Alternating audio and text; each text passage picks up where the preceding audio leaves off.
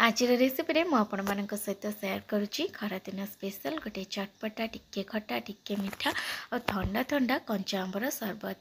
तो ये खरा दिन जो प्रकार गरम हुए कि ठंडा ठंडा पीवाई तो समस्त को भल लगे, किंतु ये जो कोल्ड ड्रिंक्स तो सब बेले पी हेनी आ देहपाई भल नुह।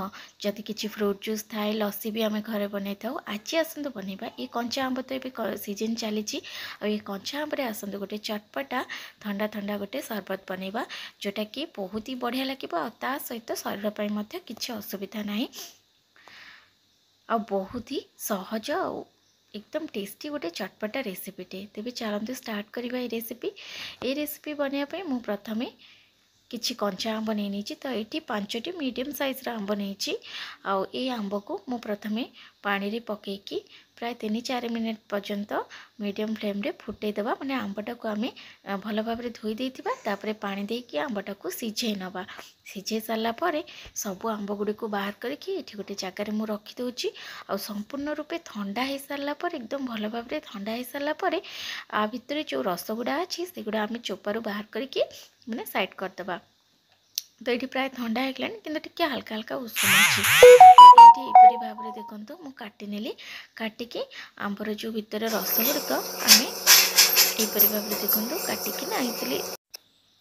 यही रेसिपी बनवाई ये जो यहीटा ही गोटे कष्ट कम जे आर माने चोपारू आर रस गुड़िक अलग करवा यहाँ ही टिके टाइम लगी थाए।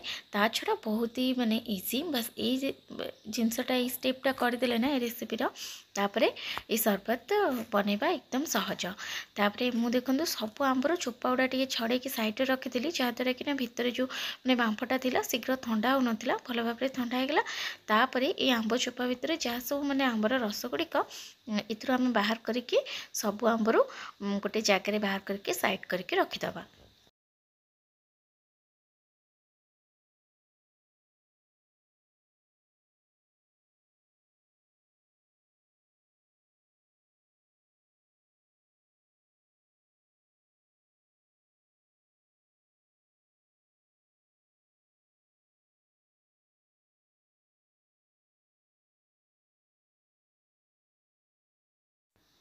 तो ये देखो गोटे जगह आंबर सबूक मैंने रस गुड़िक ये बाहर करके साइड करदेली। तापर ये सब आम देदबा गोटे ग्राइंडर जार रे आउ ता सहित आम ये किसी मसला ऐड करवा। तापाई मुझे किसी पुदीनार पत्र नहीं आ ता सहित गोटे चामच नहीं भजा जीरा आ ता सहित ये नहीं चीनी।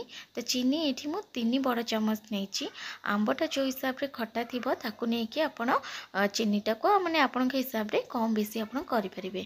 ता सहित मु हाफ टी स्पून नहीं बीट लुण कला लुण ता सहित गोटे छोट कंचा लंकाटे देती जहाँद्वारा टिके हल्का माने राग लगे।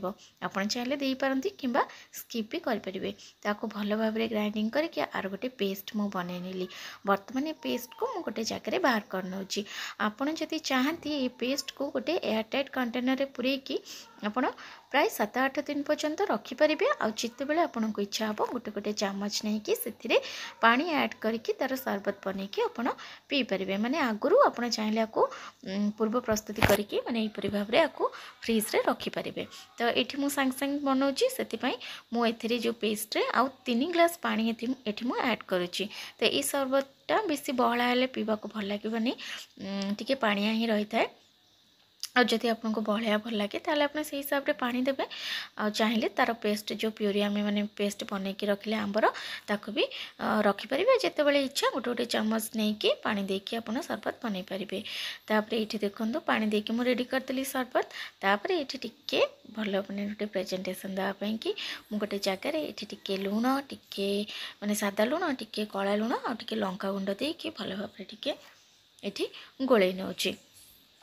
तापरे गोटे ग्लास रे गोटे काच ग्लास नहीं आ काच ग्लास माने मुहटारे टिके लेंबू को घसी नेली। तापरे मु उल्टेकी ता मुहरे ये जो लंका लुण जो मिक्स करके रखी ता मुहरे टिके देदेली। माने देखा जीवा को भल लगे पीला बेलू को बढ़िया लगे टिके राग राग टिके लुणी लुणी लगे भल लगे।